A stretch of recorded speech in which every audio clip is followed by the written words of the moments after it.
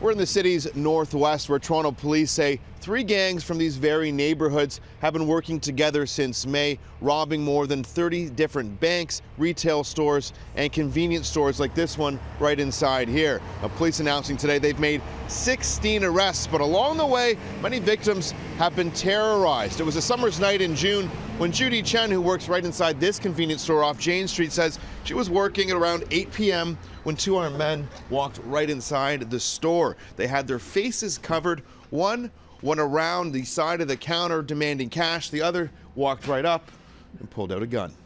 I go to this way, and I said I need to open this one, but I move here, I press my alarm. And next time I took this one from that guy. And the guy ran out. Alarm is so loud. I just do like this one. A customer walking in also saw what was happening and called 911. Judy Chen says she realizes fending off the armed robbers with a mini bat was not a wise move, nor does she suggest others fight back if they find themselves in a similar situation. However, the fiery convenience store owner says this is her livelihood. I work here a long day to support my life.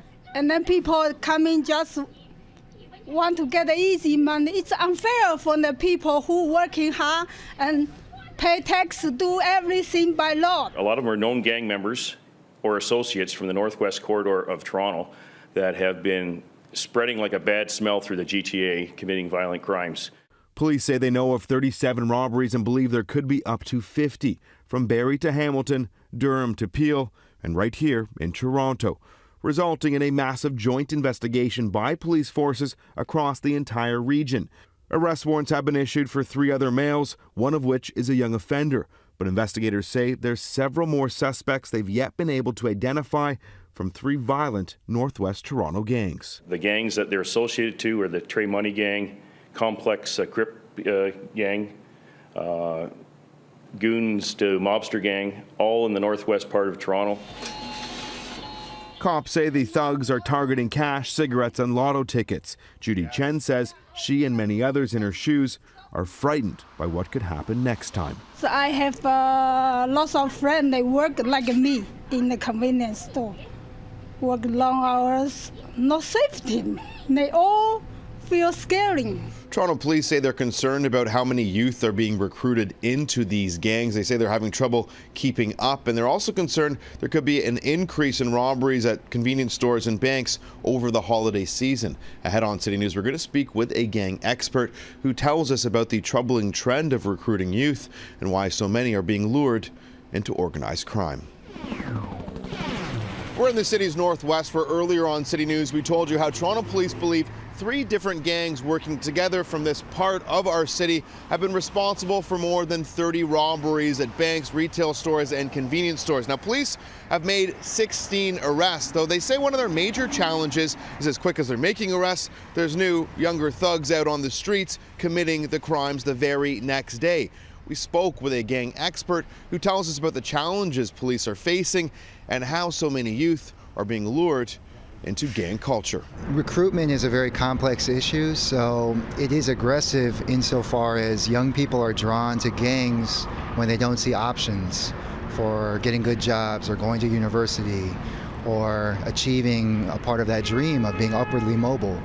So young people are drawn to gangs primarily because they don't see these great future options in front of them, and the gang represents a good job. One of the things that we know is that the peak rate of offending in terms of violent crime tends to be very early in the life course. So young teenagers, teenage men in particular, are at the highest risk of committing things like shootings and murders and violence and robberies. And a big reason for this is that young people want to prove themselves. They want to show to other gang members that they're hard enough to be involved in a gang.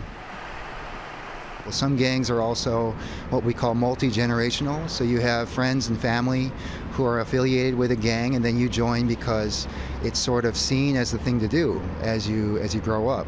It's kind of an extension of your social world.